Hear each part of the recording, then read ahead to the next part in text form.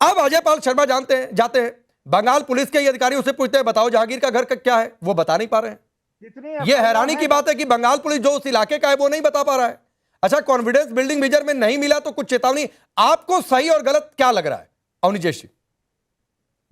राकेश जी, रिजू दत्ता जी ने दो बातें कही कि प्रोएक्टिव है वो। मुझे लगता है कि प्रोएक्टिव ही होना चाहिए, हिंसा की घटना ना हो इसके लिए एक अधिकारी को प्रोएक्टिव ही होना चाहिए जा करके। ये नहीं कि जब घटना घट जाए उसके बाद तफ्तीश हो, उसके बाद लोग पकड़े जाए, घटना घट जाए, लोग मर जाए, हत्या हो जाए, तो प्रोएक्टिव होना तो बहुत प्लस पॉइंट है, पहली बात।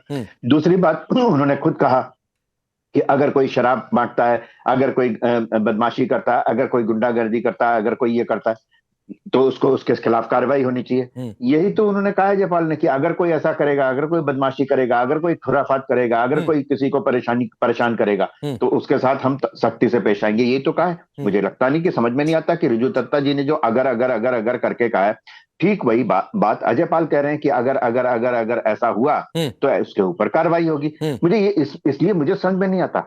बात यह है कि ये कह रहे हैं कि रफाल और आ जाए।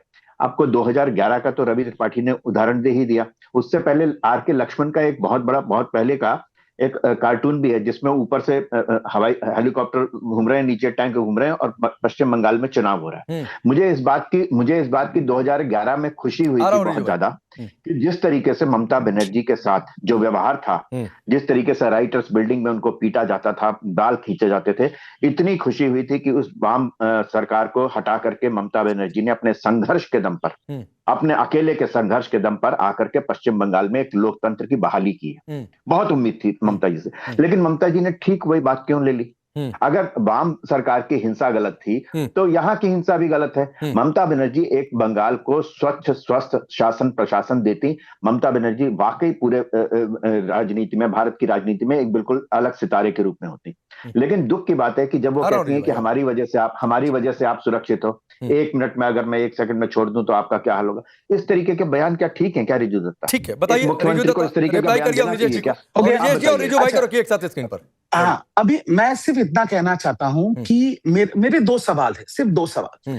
पहला सवाल, बीजेपी शासित राज्य से कई पुलिस ऑब्जर्वर यहां पर बंगाल में आए हैं। मेरे को अजय पाल शर्मा छोड़ के एक और ऑब्जर्वर दिखा दीजिए जिसको सिंघम और इनकाउंटर स्पेशलिस्ट बोल के अमित मालवीय और बीजेपी अपने ऑफिशियल हैंडल से उनका प्रचार कर रहे हैं। क्यों कर रहे हैं? पहली बात, बाकियों का भी तो कर सकते हैं, बाकी भी तो आए हैं बीजेपी शासित राज्यों से।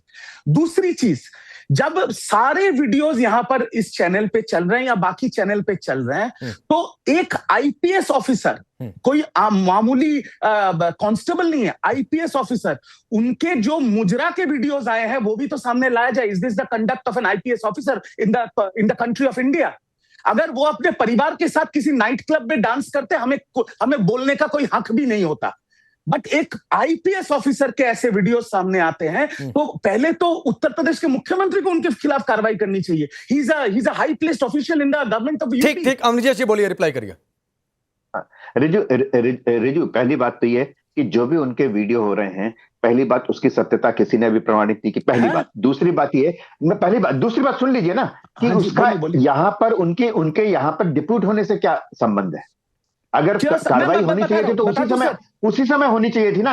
ये नहीं कि बंगाल में नहीं आ सकते, उत्तर प्रदेश में रह सकते हैं वो। सर, इस वीडियो के आधार पर, इस वीडियो के आधार पर तो उत्तर प्रदेश में भी नहीं रहना चाहिए। मेरी पूरी बात तो हो जाने दीजिए। बोल लीजिए सर।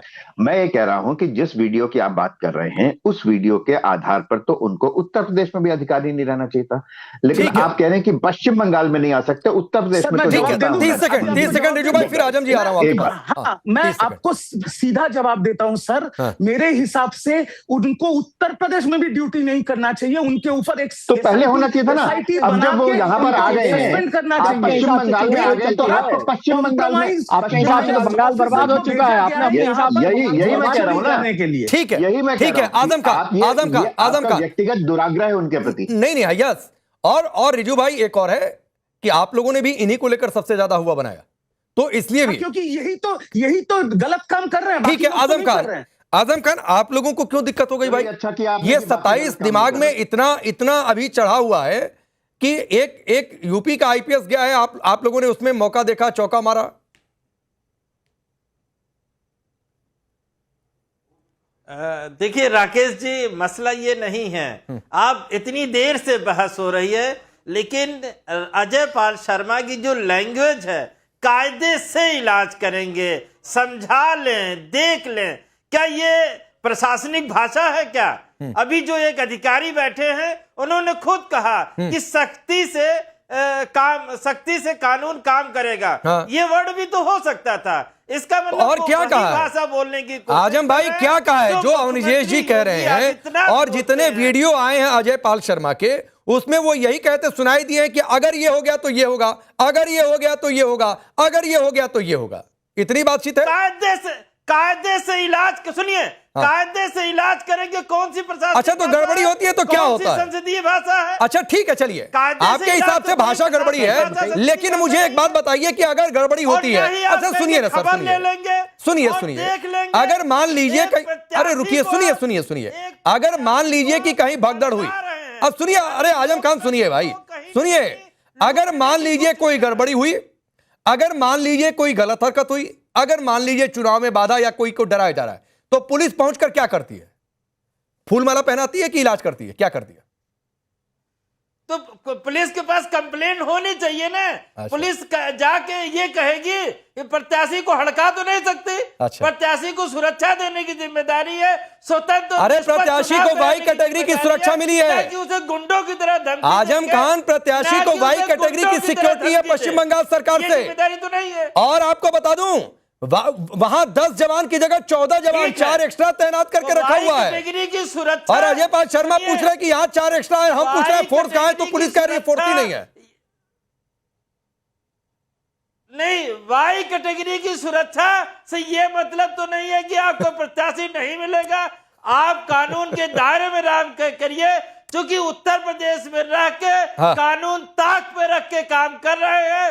इसलिए ठीक है, बोलिए रजू भाई, 30 सेकंड, हाँ 30 सेकंड आप, और फिर रवि जी आऊंगा। 30 सेकंड, समय नहीं है सर, समय नहीं है। 30 सेकंड रजू भाई। मैं दो चीजें बहुत क्लियर करना चाहता हूं टाइम्स नाउ नवभारत के इतने बड़े प्लेटफॉर्म में। पहला चीज 2-3 बार ये दोहराया गया है कि वो यूपी से आए हैं, यूपी से आए हैं। मैं ये सीधा बता देना चाहता हूं, उत्तर प्रदेश से हमें कोई बैर नहीं है। उत्तर प्रदेश के करोड़ों लोग बंगाल में काम करते, वो हमारे साथ ही रहते, हमारे साथ ही खाना खाते। हमें उत्तर प्रदेश से कोई प्रॉब्लम नहीं है। प्रॉब्लम हमें एक करप्ट बायस्ड ऑफिसर से है। ठीक है, और ठीक है। पहली बात। दूसरी बात जल्दी से रजू भाई, जल्दी से, समय दूसरी बात मैं ये भी उठाना चाहता हूं, क्योंकि आप बीजेपी के प्रवक्ता के पास जाना चाहते हैं कि इतने प्रवक्ता हैं बीजेपी के, एक इनके ही मित्र अजय आलोक कैसे अजय पाल शर्मा को हाइप करने के चक्कर में ठीक है रवि बोल रहा भाई, है कि 30 सेकंड, जल्दी से, समय नहीं है रजू भाई, आप माफी के साथ रोक रहा हूं। जल्दी से बोलिए, बोलिए। पांडे जी, एक अफसर का नाम सुना होगा आपने, सबने सुना होगा, K J Rao. K J Rao as observer आए थे और वो भी यूपी कैडर के आईएएस थे। 2005 और 2011 चुनाव दोनों में उनका बड़ा रोल माना जाता है। 2005 में बिहार में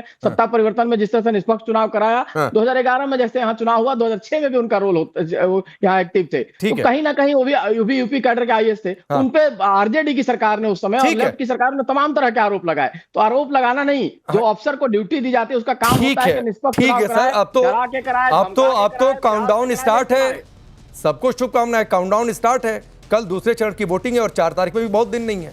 4 तारीख को सबसे तेज नतीजे यहीं पर देखने को मिलेंगे और फिर पता चलेगा किसके दावों में कितना दम। आप सबका बहुत बहुत शुक्रिया।